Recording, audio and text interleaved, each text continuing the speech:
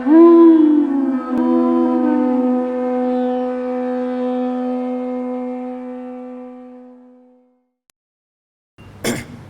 एवं विष्णुपाद परमहंस परिव्राजकाचार्य स्त्रोत्र श्री डिवाइन गिशिल अभय चरणारविंद भक्ति वेदांत स्वामी श्रील प्रभुपाद की, इस्कॉन फाउंडर आचार्य श्रील प्रभुपाद की जय एवं विष्णुपाद परमहंस परिव्राजकाचार्य स्त्रोत्र श्री डिवाइन गिशिल भक्त सिद्धांत सरस्वती गोसाई प्रभुपाद की, अनंत कोटि वैष्णव वृंद की, नामाचार्य श्री हरिदास ठाकुर के प्रेम से कहो श्री कृष्ण चैतन्य प्रभु नित्यानंद, श्री अद्वैत गदाधर शिवासादि गौर भक्त वृंद की, श्री श्री राधा कृष्ण गोपीनाथ श्याम कुंड राधा कुंड गिरी गोवर्धन की, श्री वृंदावन धाम की, श्री श्री नवदीप मायापुर धाम की, श्रीमती तुलसी देवी भक्ति देवी की, गंगा जमुना माई की, गौर प्रेमानंदे हरिनाम संकीर्तन की, श्री श्री कृष्ण बलराम की, श्री श्री राधा श्याम सुंदर ललिता विशाखा जी की, श्री श्री गौरनिताई की, श्रील प्रभुपाद की, all glories the assembled devotees, all glories the assembled devotees, all glories the assembled devotees, all glory all Guru Gaurang की जय।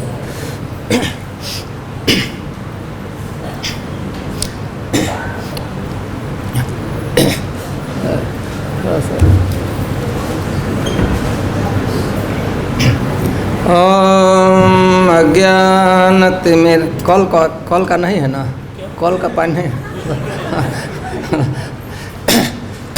ओम अज्ञानतिमिरान्धस्य ज्ञानाञ्जनशलाकया चक्षुरुन्मीलितं येन तस्मै श्रीगुरवे नमः। श्रीचैतन्यमनोभीष्टं स्थापितं येन भूतले स्वयं रूपः कदा मह्यं ददाति स्वपदान्तिकं। वन्देऽहं श्रीगुरुः श्रीयुतपदकमलं श्रीगुरुन् वैष्णवांश्च श्रीरूपं साग्रजातं सहगणरघुनाथान्वितं तं सजीवं साद्वैतं सावधूतं परिजनसहितं कृष्णचैतन्यदेवं श्रीराधाकृष्णपादान् सहगणललिता श्रीविशाखान्वितांश्च। हे कृष्ण करुणा सिंधु गोपेश गोपिका कांत राधाकांत नमस्तुते। तप्त कांचन गौरांगी राधे वृंदावनेश्वरी वृषभानुसुते देवी प्रणमामि हरिप्रिये। नमो महावदन्याय कृष्ण प्रेम प्रदायते कृष्णाय कृष्ण चैतन्य नाम्ने गौरत्विषे नमः। जय श्री कृष्ण चैतन्य प्रभु नित्यानंद श्री अद्वैत गदाधर श्रीवासादि गौर भक्त वृंद। हरे कृष्णा कृष्णा कृष्णा हरे हरे, हरे राम राम राम हरे हरे। नमो विष्णुपादाय कृष्णप्रेष्ठाय भूतले श्रीमते भक्तिवेदांत स्वामिनिति नामिने। नमस्ते सारस्वते देवे गौरवाणी प्रचारिणे निर्विशेष शून्यवादी पाश्चात्यदेशत ॐ नमो भगवते वासुदेवाय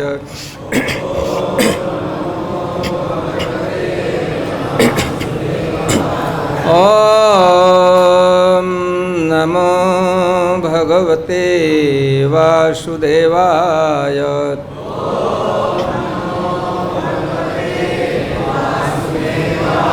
ॐ नमो भगवते वासुदेवाय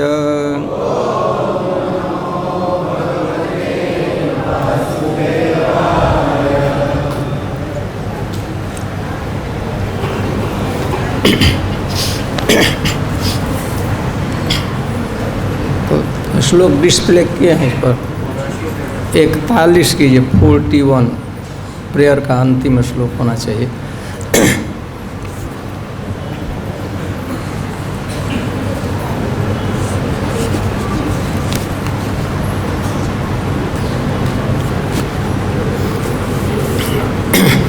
मेरे पीछे धुरा दृष्ट्यां बते कुक्षिगतः परः पुमान् अंशेन साक्षात् भगवान् भवाय नः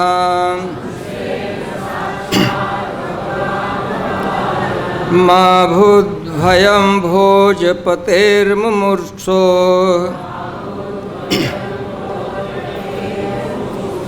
गुप्ता यदूनां भविता तवात्मजः दृष्ट्यां बते कुक्षिगतः परः पुमान् अंशेन साक्षात् भगवान् भवाय नः मा भूद्भयं भोजपतेर्मुमुर्षो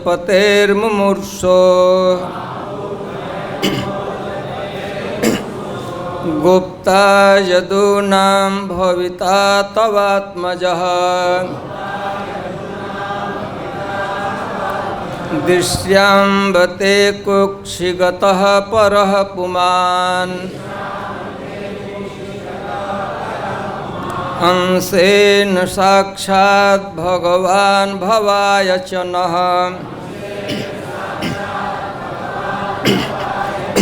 मा भूद्भयं भोजपतेर्मुमुर्षोः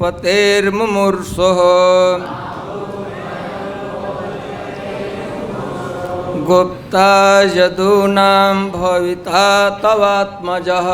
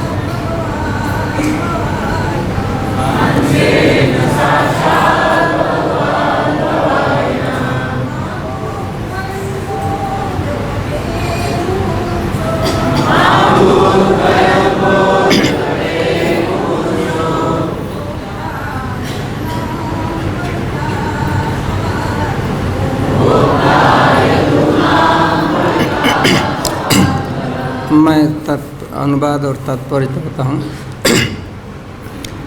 हे माता देवकी, आपके तथा हमारे सौभाग्य से भगवान अपने सभी स्वांशों तथा बलदेव समेत अब आपके गर्भ में हैं। अतएव आपको उस कंस से भयभीत नहीं होना है जिसने भगवान के हाथों से मारे जाने की ठान ली है। आपका शाश्वत पुत्र कृष्ण सारे यदुवंश का रक्षक होगा। तात्पर्य, परः पुमान अंशेन पद द्योतित करता है कि कृष्ण आदि पूर्ण पुरुषोत्तम भगवान हैं। यह शास्त्र का निर्णय है। कृष्णस्तु भगवान स्वयं। अतः देवताओं ने देवकी को सांत्वना दिलाई। आपका पुत्र भगवान है और वह अपने स्वंश बलदेव के साथ प्रकट होने वाला है। वह आपकी पूरी रक्षा करेगा और उस कंस का वध करेगा जिसने भगवान के प्रति शत्रुता बनाए रखने का निश्चय कर रखा है। इसीलिए वह उनके हाथों से मारा जाएगा। तो इस श्लोक पर हम लोग आएंगे। उसके पूर्व कल हम लोग अंतिम समय में चर्चा किए थे। देवता लोग स्तुति प्रारंभ करते हैं सत्यव्रतम इस श्लोक से। बहुत से श्लोकों में देवताओं ने भगवान की स्तुति की है। गर्भ स्तुति, जब भगवान गर्भ में थे, माता देवकी के उदर में थे, अलक्षित गति से देवता लोग उस कारागृह में देवकी और वसुदेव के निवास स्थान में आकर प्रार्थना कर रहे थे। प्रार्थना बहुत से श्लोक हैं। मैं उस प्रार्थना का एक श्लोक केवल और एक श्लोक, कल एक श्लोक हम चर्चा किए थे। और यह जो पढ़ रहे थे यह तो प्रार्थना नहीं है, यह देवकी जी को देवताओं ने आश्वासन दिया है, स्पेसिफाई किया है। और इसी के साथ थोड़ा वर्णन के साथ यह अध्याय की समाप्ति होती है। तो हम वहाँ तक ही कथा करेंगे।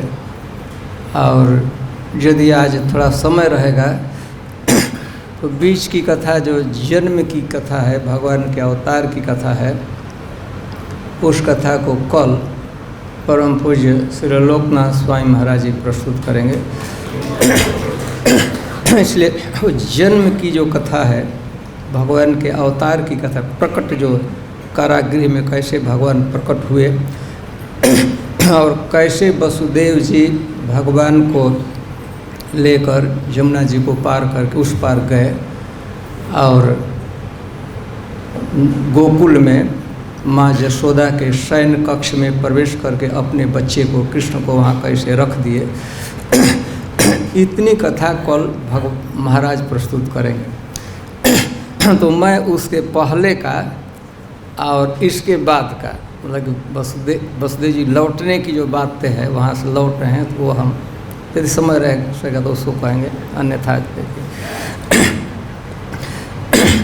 तो श्लोक हम आज सुनने के दिष्ट्या हरेष्या भवतः पदम भुवो भारोपनीतस्य तव जन्म नेशितु। देवता लोग प्रार्थना करने के एक और प्रार्थना करते हैं कि दृष्टया हे भगवान, हम लोगों का परम सौभाग्य है और विशेषकर अस्या पृथ्वी का दृश्या हरे अस्या भवतः पदः भुवः। पृथ्वी को यहाँ पर देवता लोग भगवान का शरण कहते हैं। भवतः पदः, जिस पर आप जाने वाले हैं, जहाँ उतारने वाले हैं, जहाँ आपके पैर पड़ने वाले हैं, उस भुवः, उस पृथ्वी का भारः अपनीतः, भार उतर गया। आप देवकी जी के गर्भ में प्रवेश कर गए। यह बड़े सौभाग्य की बात है हम लोगों के लिए इस पृथ्वी के लिए और माँ देवकी के लिए, संपूर्ण जगत के लिए बड़ी सौभाग्य की बड़ी बात है। आप आ गए गर्भ में, माँ के गर्भ में आ गए तो पृथ्वी का भार नष्ट हो गया। ईस्तु आपके अवतार के कारण, आपके माँ के गर्भ में आने के कारण पृथ्वी का भार दूर हो गया। फिर कहते दृष्टांकित है त्वत्पदक है सुशोभन है द्रक्षाम गाम द्याम चतवानुकंपिताम। कहते हैं कि हम लोगों का इसके अतिरिक्त तो सौभाग्य है, भार पृथ्वी देवी का भार उतर गया, अथवा निकट भविष्य उतर ही जाएगा अवतार लेने मात्र से। लेकिन एक और बड़े सौभाग्य की हम लोगों की यह बात होगी कि सुशोभन ही द्रक्ष्यामः त्वत्पदक है सुशोभन, आपके चरण चिन्हों से सुशोभित। पहले तो आपके चरण चिन्ह पृथ्वी पर जो पड़ेंगे तो हम लोग आपके चरण चिन्हों को देखेंगे और चरण चिन्हों से युक्त पृथ्वी को देखेंगे। पहले तो अवतार लेंगे, अवतार विविध लीला करेंगे। जब लीला करेंगे तो आपके चरण चिन्ह चरण पृथ्वी पर पड़ेंगे तो पृथ्वी देवी अपने सौभाग्य के लिए अलंकार स्वरूप आपके उन चरण चिन्हों को धारण करेगी।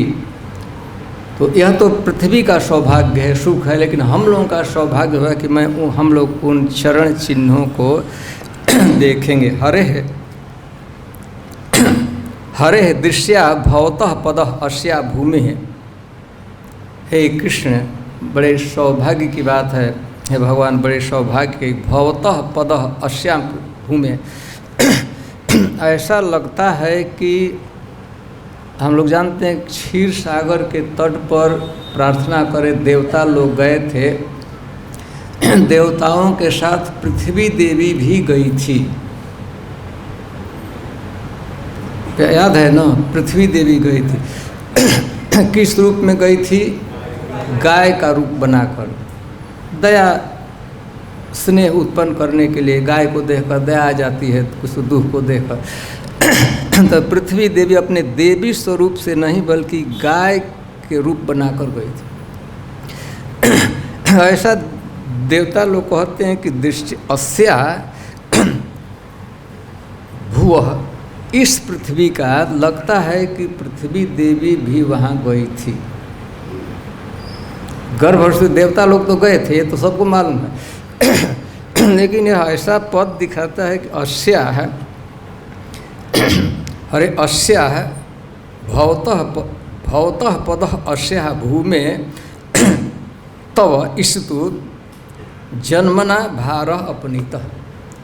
इस पृथ्वी का आपके जन्म लेने के कारण अथवा उससे पूर्व में एंटिसिपेशन है कि भगवान गर्भ में आ गए तो आ ही गए, पृथ्वी पर आ ही गए, तो इसका भार दूर हो गया। तो ऐसा लगता है कि पृथ्वी देवी भी वहाँ पर देवताओं को ज्वाइन की थी, देवताओं के साथ थी। अब इस बार किस रूप में थी, सुखदेव गोस्वामी इसमें से कुछ कहते नहीं हैं। गाय के रूप में थी कि देवी स्त्री के रूप में? पृथ्वी जैसा शरीर है लेकिन देवी रूप, स्त्री रूप से पृथ्वी देवी रहती है। ऑफकोर्स भगवान की पत्नी भी मानी जाती है। भूदेवी या लक्ष्मी देवी, दो महान पवित्र जो सबसे महत्वपूर्ण भगवान की पत्नियां उसमें हैं। दृष्टिया एतत् भद्रम जात अस्मात् दृशानाम अति सौभाग्येन देवक्याम अवतार मात्रेण, देवक्याम अवतार मात्रेण, देवकी के गर्भ में आ गए तो हम जैसे लोगों का, भक्तों का अथवा पृथ्वी का, तो ब्रह्मांड में जितने लोग हैं उनका बड़ा भारी सौभाग्य है। एतद् भद्रम जातम अस्मात् दृशानाम अति सौभाग्येन देवक्याम अवतार, अवतार मात्रेण, अवतार मात्र से पृथ्वी का दूर। भार से मतलब भार कैसा है? कंसादिकम भार अपनीत दूरीकृत, भार दूर हो गया। तब ईश्वरस्य जन्मना, ईस्तु का अर्थ तक वो कोई सहायता नहीं करता है उसे, ठीक है धन्यवाद, लेकिन यह एक और व्यवधान ही होगा, इसे कोई हेल्प नहीं हो पाता है। बहुत सा मैंने ट्राई कर लिया है उसको भी। तो पृथ्वी अंकिताम अलंकृताम सुशोभिताम पृथ्वीम, पृथ्वी कितना सुंदर लगेगी, सुशोभित हो जाएगी, इसका सौभाग्य, सुंदर लगेगी जहाँ आपके चरण चिन्ह उस पर उभरेंगे रहेंगे। कोमल चरण है, अंकिताम तयानुकंपिताम, तया कृपा, आप कृपा दृष्टि से पृथ्वी को देखेंगे, इस पर चलेंगे, आपकी कृपा के कारण यह अलंकृत हो जाएगी। तो चरण चिन्ह के कारण पृथ्वी धन्य हो जाएगी, पृथ्वी सुशोभित हो जाएगी, पृथ्वी अलंकार के रूप में आपके चरणों को अपने वक्षस्थल पर, अपने अस्तित्व पर, शरीर पर धारण करेगी। आप लोग जानते हैं और भी बातें भगवान करते हैं। यहाँ पर भगवान की एक विशिष्ट कृपा है कि भगवान नग्न पैर से कम ब्रज में जब भगवान लीला किए, लगभग 11 वर्ष तक वृंदावन में भगवान लीला किए, और उन 11 वर्षों में भगवान एक दिन भी पद त्राण जूता धारण नहीं किए, नग्न पैर बेयरफुट भगवान चलते थे। और श्रीमद् भागवतम इत्यादि में वैदिक ग्रंथों में वर्णन किया गया है कि वृंदावन की भूमि पर ब्रज भूमि उन चरणों को धारण करती थी। श्रीमद् भागवतम में वर्णन किया गया है जब अक्रूर जी मथुरा से वृंदावन में नंदगांव आए थे, रथ पर चढ़कर आए थे, रथ पर चढ़कर आए थे तो सोचते जा रहे थे, तो नंदगांव के लगभग आउटस्कर्ट में पहुंच ही गए। थोड़ा ही दूर था नंदगांव, जहाँ गोष्ठ, जहाँ गायें रहती हैं, उसके थोड़ा नज़दीक ही। तो उन्होंने क्या, तत्पदानि तस्या खिललोकनाथ लोकपाल किरीट जुष्टाम अमलपाद रेणो। तो अक्रूर जी रथ पर बैठे बैठे नीचे देखे उन चरणों को, उन धूलि को, जिस धूलि को बड़े बड़े लोकपाल लोग, शिव ब्रह्मा सनकादि बड़े बड़े व्यक्तित्व हैं, जो उन धूलि को, वृंदावन की भूमि को, धूलि को जो अपने सिर पर धारण करते हैं, आभूषण के रूप में बड़ा सौभाग्य मानते हैं। थोड़ा सा धूलि लगा लेते हैं, हाथ पर, चेहरे पर लगा लेते हैं, मुकुट पर लगा लेते हैं। तो ददर्श गोष्ठे क्षिति कौतिकानी, उन्होंने देखा, पहले तो धूलि पर उन्होंने देखा, धूलि तो पहले भी देख रहे थे। ददर्श गोष्ठे, गोष्ठे जहाँ गाय रहती थी, गाय जहाँ रहती उसके एकदम नज़दीक क्षिति कौतिकानी, क्षिति मतलब पृथ्वी के सौंदर्य स्वरूप, आभूषण स्वरूप, अलंकार स्वरूप विलक्षितानी, विशेष रूप से दिख रही थी। चिन्ह देखे, चरण चिन्ह देखे, चरण चिन्ह देखे तो जब भगवान अक्रूर जी आ रहे थे तो चरण चिन्ह देखे तो और बच्चों के भी चरण चिन्ह होंगे, अकेले तो भगवान नहीं थे, और बच्चे थे ना, श्रीधाम आदि मजदूर के गोप सखा भी चल रहे थे। गायों का चरण चिन्ह था तो उससे तो भेद कर सकते थे। लेकिन ये कैसे अक्रूर जी कह सकते हैं कि ये भगवान के चरण चिन्ह है? कैसे पता लगेगा, कैसे से?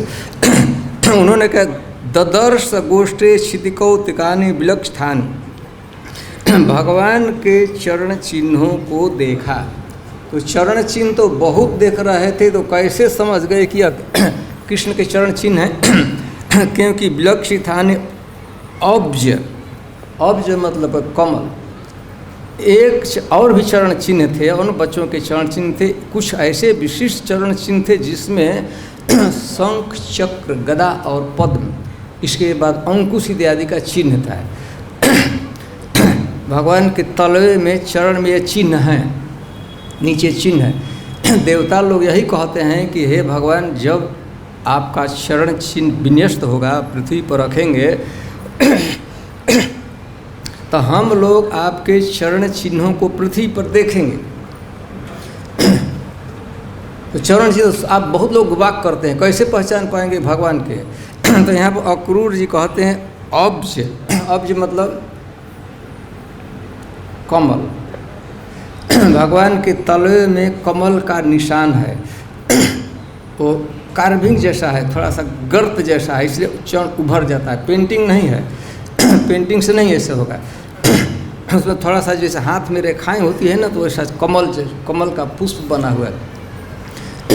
अब जौ धान्य होता है ना, अन्न होता है, तो जौ का एक निशान। अंकुश जो हाथी को कंट्रोल करने का रॉड होता है, अंकुश उसमें एक। शंख का निशान है, चक्र का भी निशान है, सुदर्शन चक्र का भी निशान। तो वो देखे, अक्रूर जी उन चरण चिन्हों को देखे। तो अक्रूर जो हम इसलिए यह कह रहे हैं कि देवता लोग यह कहते हैं कि हे भगवान, जब आप अवतार लेंगे और पृथ्वी पर घूमेंगे, तब आपके चरण चिन्ह उभरेंगे, तो उन चरण चिन्हों को हम लोग देखेंगे। तो वो लोग कहते हैं पृथ्वी पर ही नहीं, वो कहते हैं कि द्वाम स्वर्ग में भी। भगवान एक बार स्वर्ग में भी गए थे, विशेष कथा है, पारिजात पुष्प लाने के लिए। दूसरे काम से गए थे, मेन काम नहीं था, पारिजात पुष्प नहीं लाना था। वहाँ गए तो इच्छा हो गई, तो पारिजात पुष्प लाने के लिए भगवान गए थे। तो लगता है कि स्वर्ग में गए थे तो भी भगवान नग्न पैर घूमे थे स्वर्ग में। तभी न देवता लोग कह रहे हैं कि स्वर्ग में, स्वर्ग की भूमि पर आपका चरण चिन्ह होगा, तो उन चरण चिन्हों को हम लोग देखेंगे। तो अक्रूर जी पहचान गए कि ये विशिष्ट चरण चिन्ह भगवान के हैं, श्री राम के नहीं हैं, मधुमंगल के नहीं हैं, और भी भगवान के सखा थे, उन लोगों के नहीं हैं।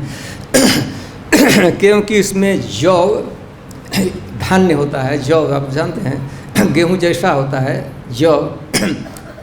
इसके बाद शंख का निशान है, चक्र का निशान है, पद्म पुष्प का निशान। तो वो पहचान गए। पहचान गए तो उनकी क्या स्थिति हुई।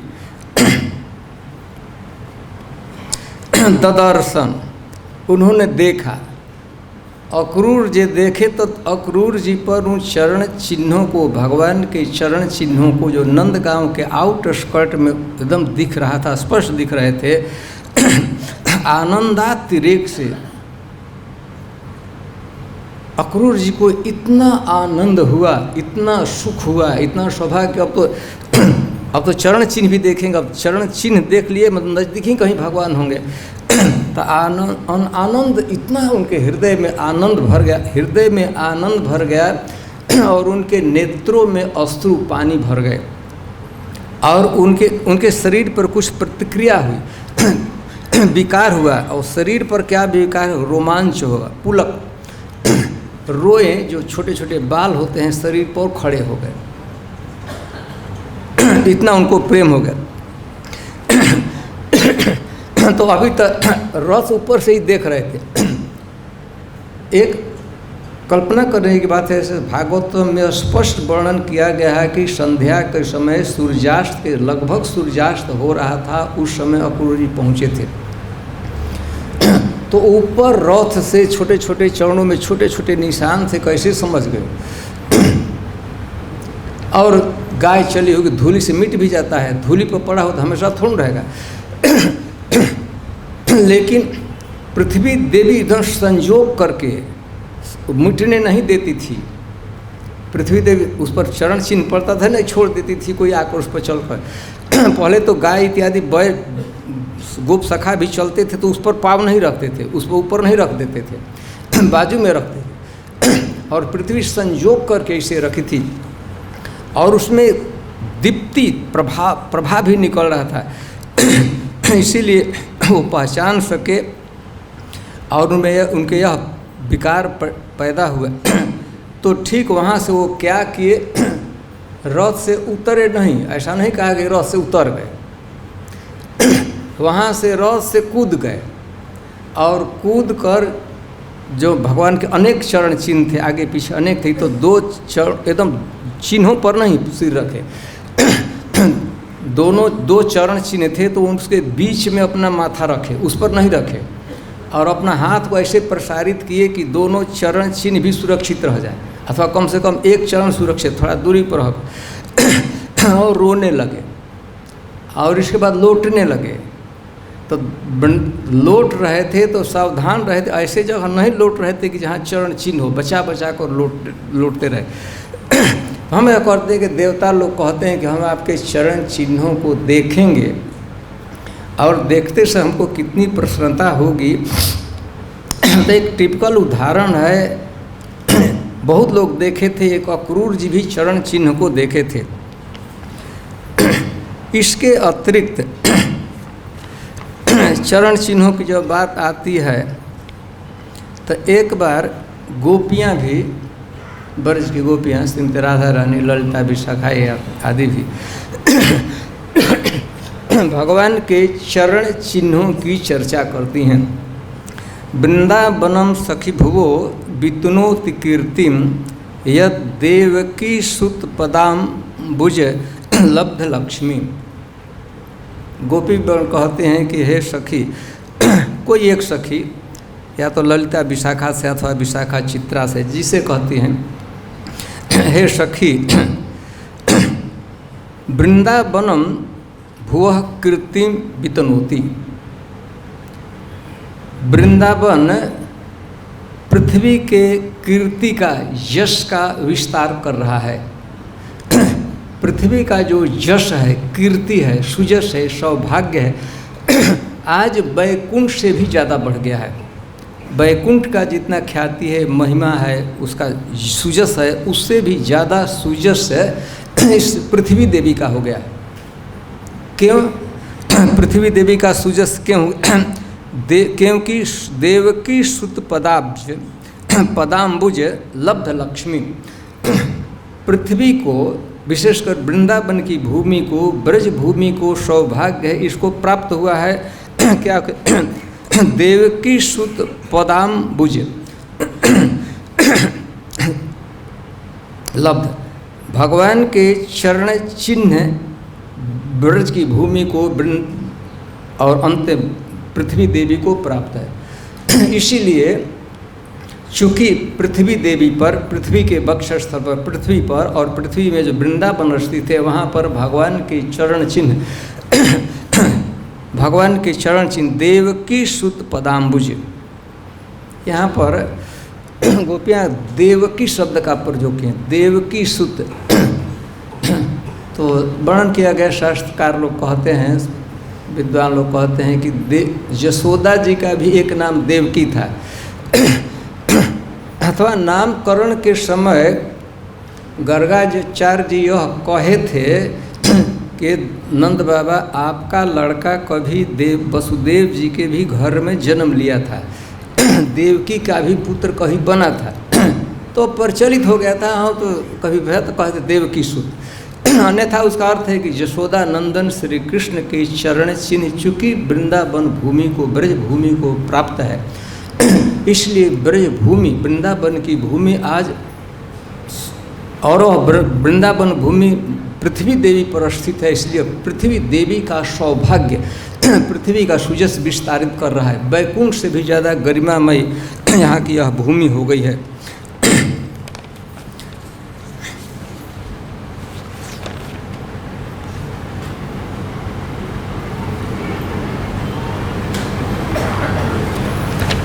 तो भगवान के चरण चिन्हों को देवता लोग वर्णन करते हैं कि उनसे भगवान से प्रार्थना करते हैं, भगवान हम लोग का सौभाग्य है, पृथ्वी देवी का सौभाग्य है और सभी लोगों का सौभाग्य है कि आप अवतार ले ही लिए, तो अवतार लेने मात्र से पृथ्वी देवी का भार तो दूर हो जाएगा।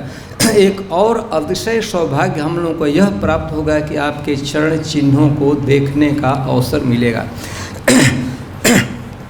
अब इस श्लोक पर आते हैं। यह प्रार्थना नहीं है, प्रार्थना हो गया। एवं अन्य अलक्ष्यमाणः देवा भगवन्तं स्तुत्वा तेन तेन एव अति विस्मिता देवकीम आश्वासयन्ति। तो अलक्ष्य रूप से वहाँ पर कारागृह में वो लोग थे, दूसरों से अलक्ष्य थे, लेकिन देवकी जी महसूस हो रही कर रही थी कि हमारा कारागृह महल है ओवर क्राउडेड है, वो प्रेजेंस फील हो रहा था।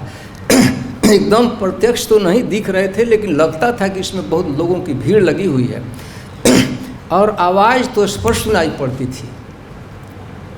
तो देवकी जी को बड़ा विस्मय आता। वहाँ पर कारागृह में और कोई नहीं रहता था, केवल 2 ही लोग रहते थे।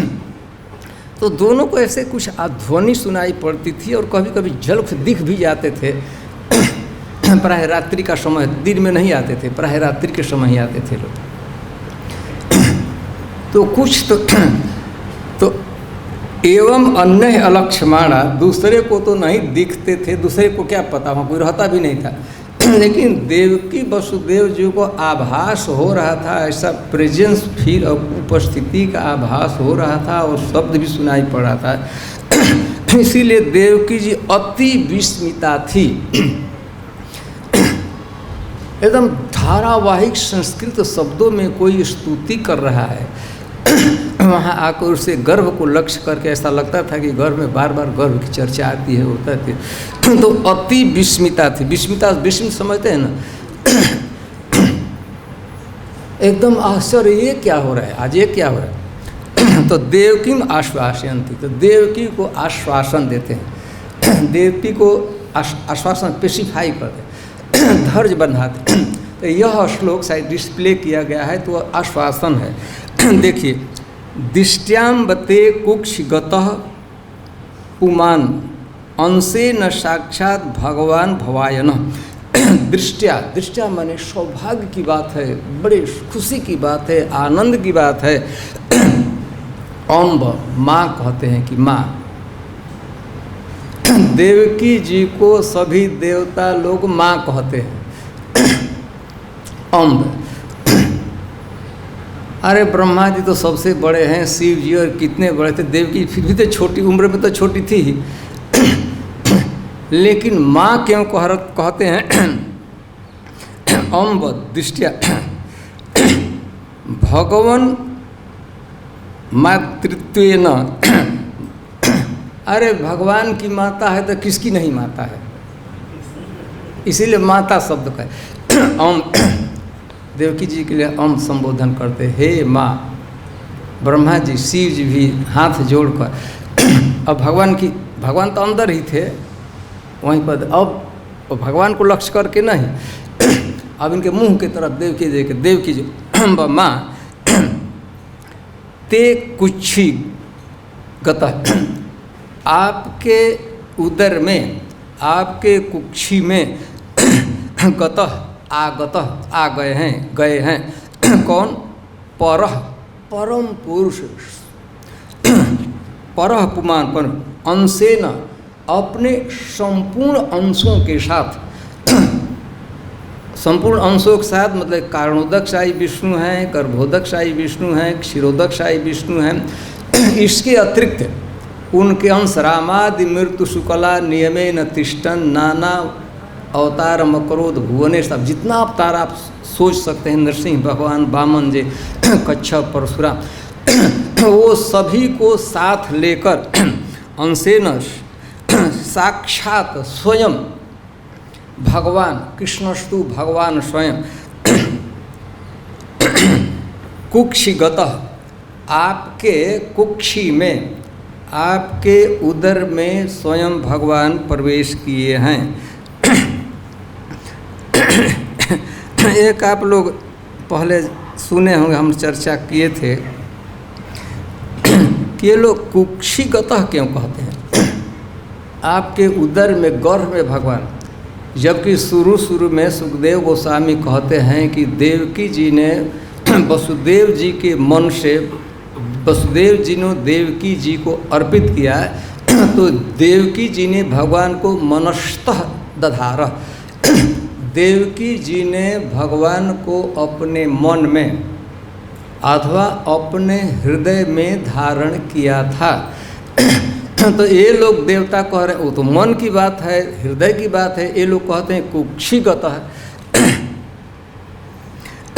यद्यपि मनस्तः दधारः इति उक्तम तथापि कुक्षिगतः इति स्नेह विशेष जननार्थम। देवता लोग झूठ नहीं बोल सकते हैं और देवकी के माँ के सामने बोल रहे हैं, वहाँ झूठ बोलने का तो कोई मतलब ही नहीं निकलता है। कंस के सामने भले झूठ बोल सकते हैं लेकिन देवकी के सामने तो भगवान स्वयं सचमुच गर्भ में ही आए उतरे थे कि स्नेह विशेष जननार्थम। तो पुत्र इति पुत्र भाव से आपके पुत्र बने हैं, वो कहते हैं आपके पुत्र बने हैं देवकी को, और भी गर्भ में भगवान है तो उसका स्नेह वात्सल्य विशेष रूप से बढ़ा हुआ था। तो इसीलिए वो लोग कहते हैं कुक्षिगत। और भगवान अरे यहाँ पर आशंका नहीं, भक्त वात्सल्येन स्नेह भर जननार्थम कुक्षी प्रदेशोपि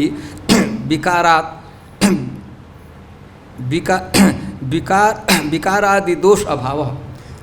किसी भगवान कहीं भी रह सकते, अंडांतरस परमाणु चयांतरस भगवान कहीं भी रह सकते हैं।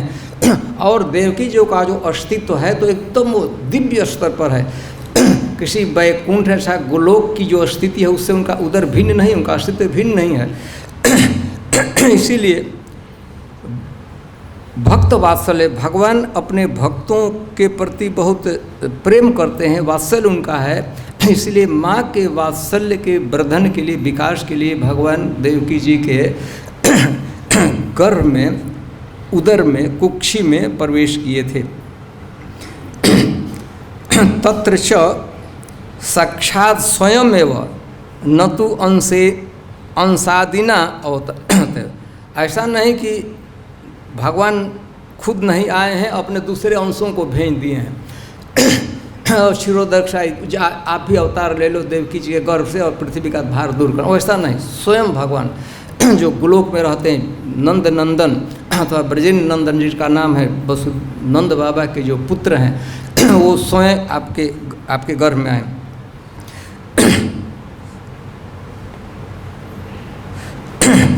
तो फिर कहते माँ भूत भयम, माँ को भय था, भयभीत थी, उसे से 6 लड़के मारे गए हैं, 7वां का पता नहीं, 8वां भी मारा जाएगा।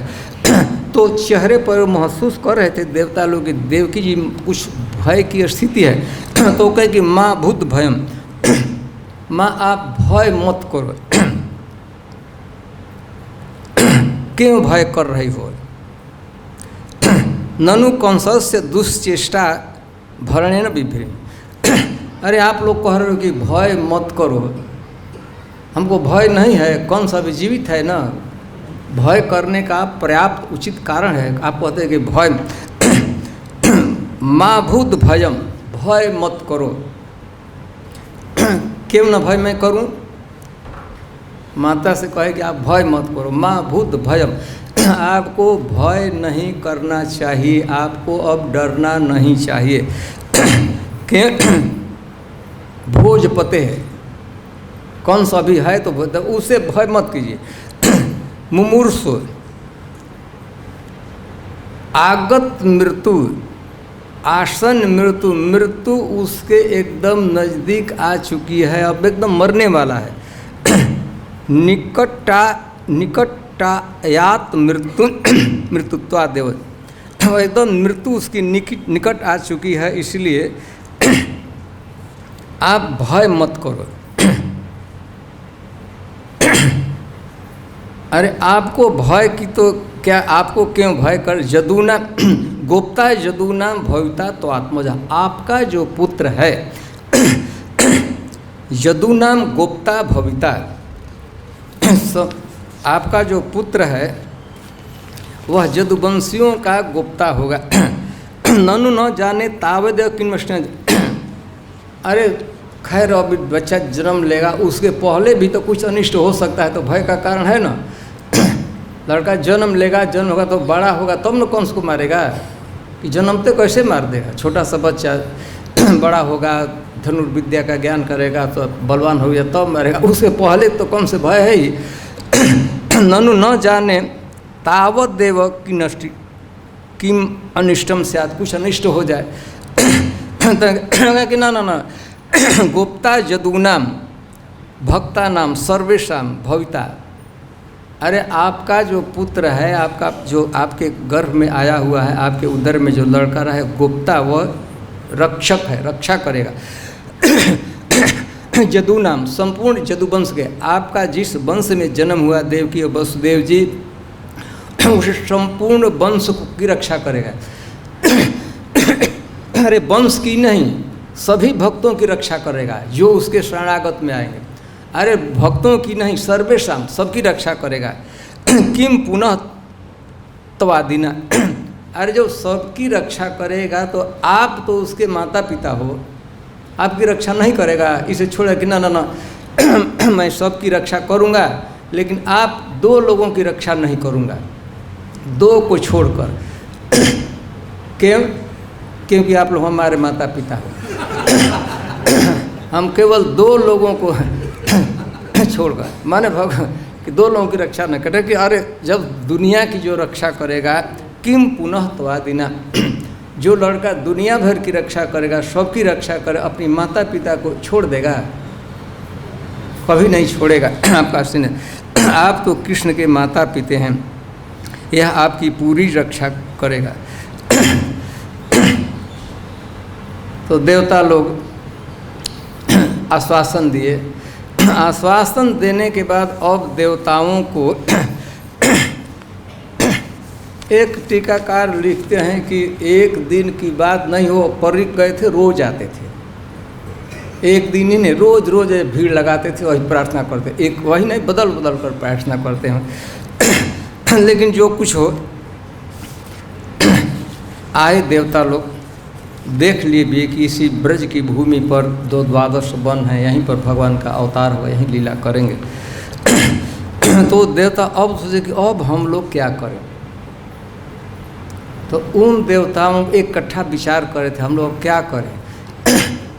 अपने घर तो जाना है, अंततः जाना है, लेकिन जाने से पहले उन लोगों ने विचार किया कि यहीं भगवान की लीला इसी भूमि पर होने वाली है। इसीलिए चलो, इकट्ठा हो ही गए हैं, व्यवस्थित हैं, चलो एक बार 84 कोस की ब्रज की यात्रा कर लेते हैं। तो भगवान के अवतार के पूर्व देवता लोग झुंड के झुंड वहाँ पर देवता थे, बहुत से देवता, सब लोग, प्रस्ताव किसने रखा पता नहीं है, लेकिन headed by Shiva and Brahma, Brahma ji और शिव, और निकल पड़े। भगवान के अवतार लेने के पूर्व, भगवान जो इस ब्रजभूमि में 12 वनों में जो लीला किए, उसके पूर्व ही देवता लोग 84 कोस की यात्रा किए थे। और अभी इसीलिए उसी समय से परिपाटी है कि आज भी जो पारंपरिक रूप से जो यात्रा प्रारंभ करते हैं, तो ऑफिशियल पर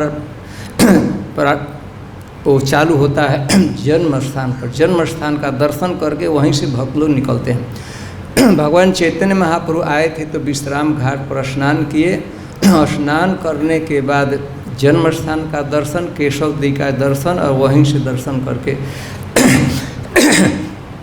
तो देवता लोग जिस क्रम से वनों की यात्रा किए थे, उसी क्रम से आज के भी जो भक्त लोग उसी परिक्रमा करते हैं, और ठीक उसी अक्षुण परिक्रमा है। वहाँ से मधुबन गए थे, जन्म स्थान से निकलकर ताल बन गए थे, ताल वन से कुमुद बन गए थे, कुमुद वन से बहुला बन गए थे, और बहुला वन से वृंदावन में प्रवेश किए थे। राल के आसपास प्रवेश किए थे वृंदावन में। इसके बाद वो वहाँ से काम बन गए थे, काम बन के बाद खदीर बन गए थे, खदीर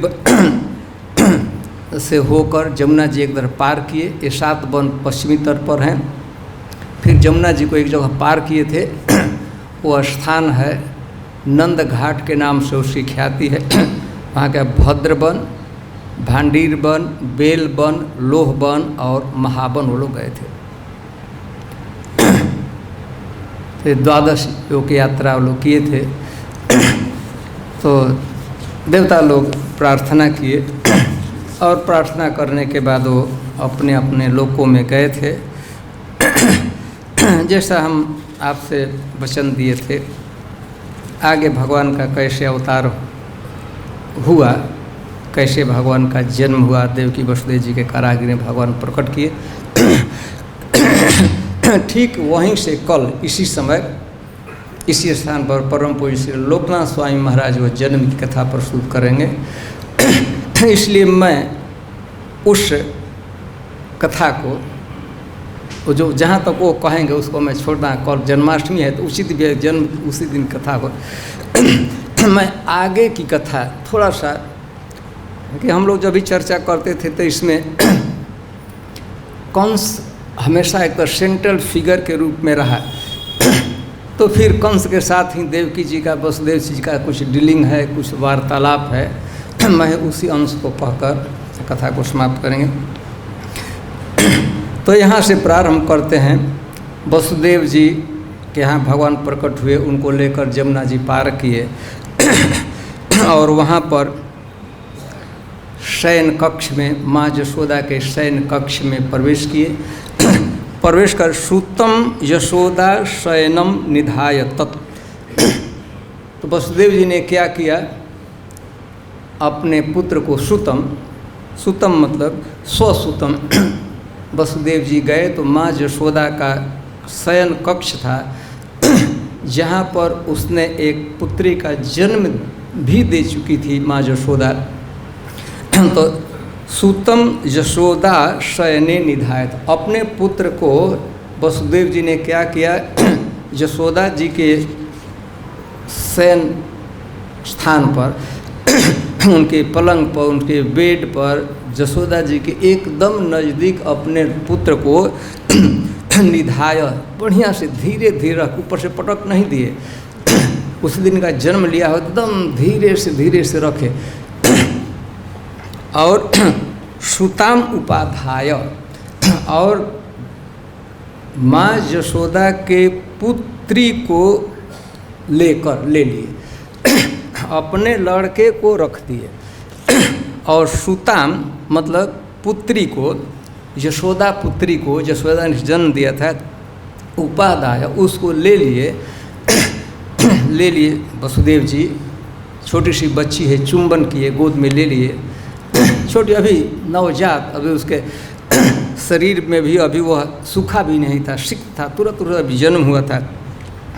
उसे बढ़िया से उपाध्याय बड़े सरलता से बड़े बढ़िया से प्रेम से ले लिए, लड़की को चुंबन किया और उसके पर रखने के पहले अपने पुत्र को भी चुंबन करके रखे उस बच्ची को। पुनर्गृहान अगात, फिर लौट कर आ गए मथुरा में। और मथुरा में गृहान, घर में, अपने घर में आ गए। रह रहे थे तो घर ही था, भाई जहाँ रहते उसी को ना घर कहा जाता है। घर अपना तो नहीं था, कंस का था, कारागृह था, कंस का राजमहल था, लेकिन अब अपने घर आ गए।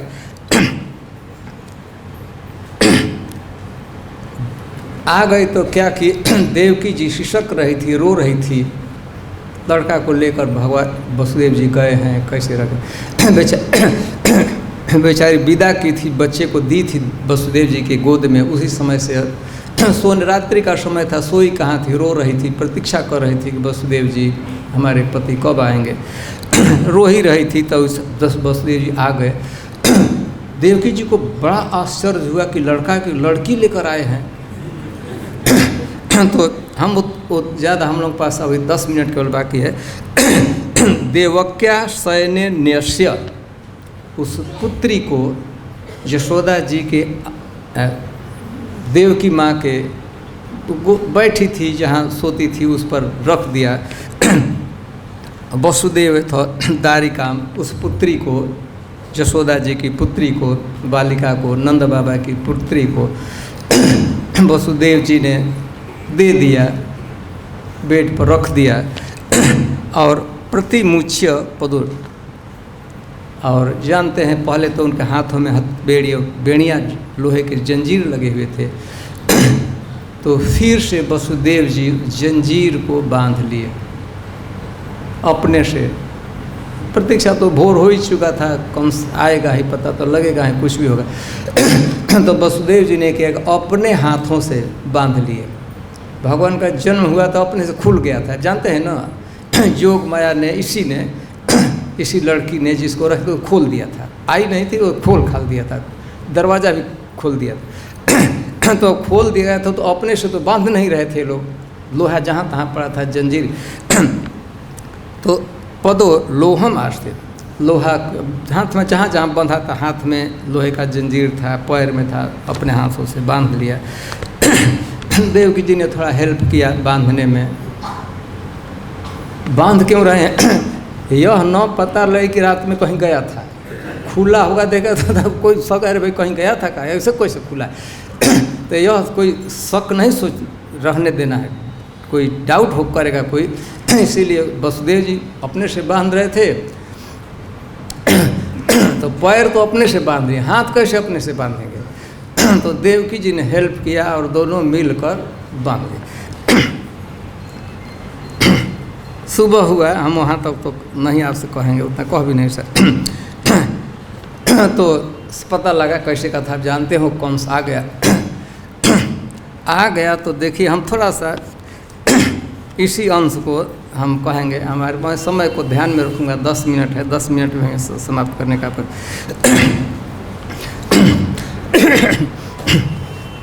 देवकी जी उस जशोदा की पुत्री को, माँ जशोदा की पुत्री को वहाँ बोले, रो रही थी। उसी समय कंस आया। देखिए आप लोग जानते होंगे, देवकी जी अपने पुत्रों के लिए कभी नहीं रोई थी, लेकिन आज इतना वो रुदन प्राणी थी, इतना रो रही थी। तो उसने रोते हुए तम आह भ्रातरम, उसने कंस को देखा और कंस एकदम क्रूर हृदय से प्रवेश किया था, उसके अस्त्र शस्त्र धारण किया हुआ था। तमाह भ्रातरम देवी कृपणा करुणम श्रुति, एकदम रो रही थी, नेत्रों से अश्रु धारावाहिक अश्रु प्रवाहित हो रहे थे, क्रंदन कर रही थी। इसलिए रो रही थी कि उसे पता था कि मेरा पुत्र सुरक्षित है, यह मेरा पुत्र नहीं है, मेरा दुर्भाग्य है, मेरा दुर्दैव है, मेरा दुष्कर्म है, मैंने पूर्व जन्म में पाप किया है। मेरे पुत्र मरें वह तो दुख की बात है, लेकिन उतनी दुख की बात नहीं है जितनी मेरी सखी की, माँ जशोदा की, यह नंद बाबा की पुत्री है। यह अपने पुत्र के मरण से भी देवकी वह दुखदायी स्थिति हो रही थी कि मेरा पुत्र तो सुरक्षित है, इतिहास हमें कभी भी क्षमा नहीं करेगा। लोग यही कहेंगे कि अपने पुत्र को तो इसने सुरक्षित ही लोग रख दिया और दूसरे की लड़की को लाकर आपने मारा। इसलिए एकदम व्यग्रचित होकर जितनी अपनी ताकत देवकी लगा सकती थी, करुणा की उसने प्रस्तुत किया बचाने के लिए। इस लड़की को किसी कीमत पर बचा लेना है। तो उसने कहा सती, उसने देवकी जी ने कहा सुषुम्ना एवं तो कल्याण, हे आयुष्मान कंस, यह आपकी पुत्र भार्या है, आपका जो भावी पुत्र होगा उस पुत्र की यह पुत्री है, आपकी यह पुत्र वधू है। आपका जो पुत्र होगा मैं इस लड़की को आपको सौंप दूंगा, आपकी यह पुत्र वधू बन जाएगी। और जानिए कल्याण, आप आयुष्मान, आप जान गए कि आप आकाशवाणी ने कहा था कि लड़का हो गया, लड़की है, इसीलिए आप मृत्यु से टल गई। देवताओं ने झूठ कहा था। सुषुम्ना एवं, यह आपकी पुत्र वधू होगी, आपका जो पुत्र होगा। यदि हम कहीं छोड़ देंगे इस पुत्री को, कन्या दान देंगे, तो निश्चित इस पुण्य के प्रभाव से आपको भी पुत्र होगा, और जब आपको पुत्र होगा, शयान होगा, तो मैं इस पुत्री का आपको समर्पित कर दूंगी, इस पुत्री को आपको समर्पित कर दूंगी। स्त्रियम, उसने कहा कि नहीं, देवताओं ने कहा है कि तुम्हारा 8वां संतान मेरी मृत्यु का कारण होगा। तो लगता था कि यही पहचान नहीं रहा था। उसने कि स्त्री है, यह स्त्री है।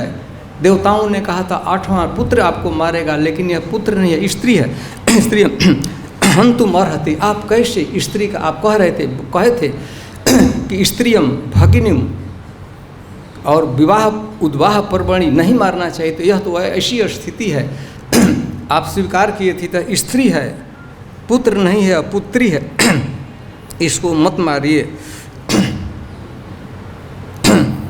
इसके बाद बहवः भ्रंशिता भ्राता, भाई कहे कि मेरे बड़े भाई हैं, मैं आपकी छोटी बहन हूँ। रो रो कर रहा, कहे कि बहन कह दूँगी तो हो सकता है कि उसके हृदय में दया आ जाए।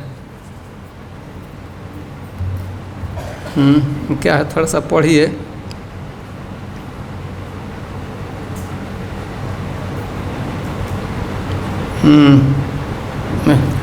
थोड़ा पढ़ हम अभी समय से क्षमा की। अच्छा सॉरी, हम समझे कि प्राय बंद करने के लिए चिट्ठी लिखकर आता है, तो इसमें प्राय आता है तो ठीक है। बहवो वृष्णिता भ्राता है, मेरे भाई, मेरे बड़े भाई, मैं आपकी छोटी बहन हूँ, दीन हूँ।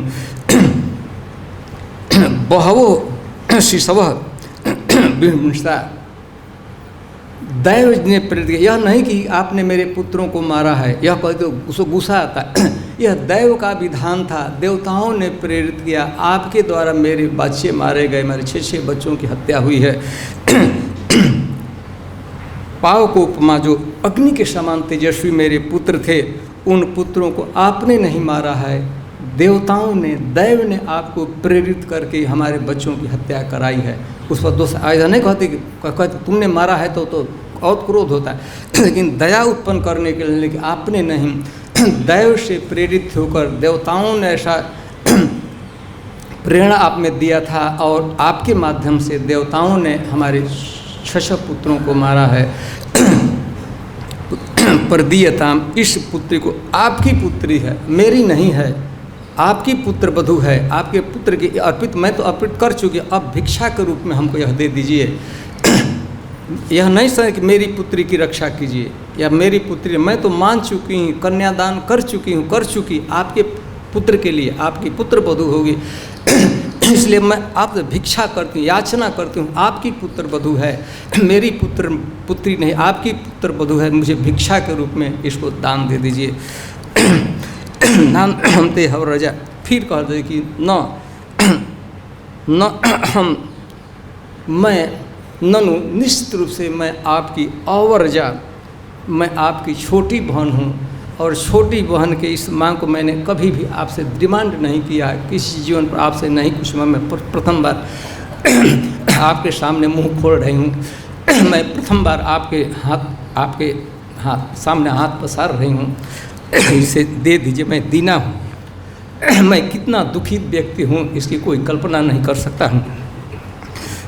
हतसुता, मेरे पुत्र मारे गए हैं, और चरमा प्रजा, यह मेरी अंतिम संतान है, मैं इसके बाद प्रसव करने नहीं जा रही हूँ, मुझे और दूसरे बच्चे उत्पन्न नहीं होंगे, मेरा गोद हमेशा के लिए सूना रह जाएगा, इसलिए कृपा करके इस बच्ची को, मैं नहीं कहती हूँ कि मेरी बच्ची है, आपकी पुत्री है, आपकी पुत्र वधू है, आप मुझे दे दीजिए। यह वरजा, मुझे अब मेरे अन्य दूसरे संतान, मुझे पुत्र अथवा पुत्री का जनन करने की सामर्थ्य मुझ में नहीं है। यह ऐसा मत अपेक्षा कीजिए कि मुझे मेरी शारीरिक, मानसिक और साइकोलॉजिकल और फिजियोलॉजिकल शक्ति यह नहीं रह गई है कि मैं दूसरे पुत्र को जन्म दे सकूँ, मैं जीवन भर दुखी रहूँ। तो कृपा करके आप हम पर दया कीजिए और इसको हमको दे दीजिए, इसके प्राणों की रक्षा कीजिए। ठीक है, हम यहीं समाप्त करते हैं। तो यह देवकी जी के अंतिम करुणतम प्रार्थना है, इसलिए प्रार्थना कर रही थी। उसे पता था कि यह मेरा पुत्र है, वो तो मरण बहुत दुख की बात है, मेरा दुष्कर्म था, मेरा दुर्भाग्य था, लेकिन वो पता था कि माँ यशोदा की पुत्री है, नंद बाबा की पुत्री है, तो इस पुत्री के प्रति अपने पुत्रों के इसके भी ज़्यादा स्नेह माँ देवकी का था, क्योंकि उसका समादर था नंद बाबा के लिए, माँ यशोदा के लिए हृदय, उसके हृदय में बहुत आदर था। तो इसके यह प्रार्थना की हम एक दिन चर्चा किए भ्रातरम चावधीत कंसम मातुर अद्धा। कैसे? भ्रातरम चावधीत कंसम मातुर अद्धा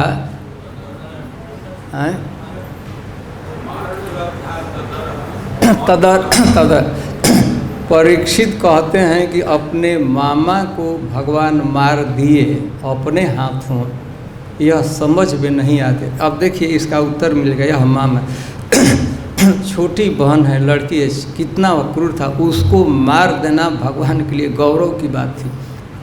बल्कि यह तो दूसरा न मार सके, मैं खुद ही मारूंगा। क्या थोड़ा इसके लिए हमको चश्मा लगाने की जरूरत पड़ी, इसलिए मैं नहीं पढ़ सकता हूँ क्या लिखा गया है।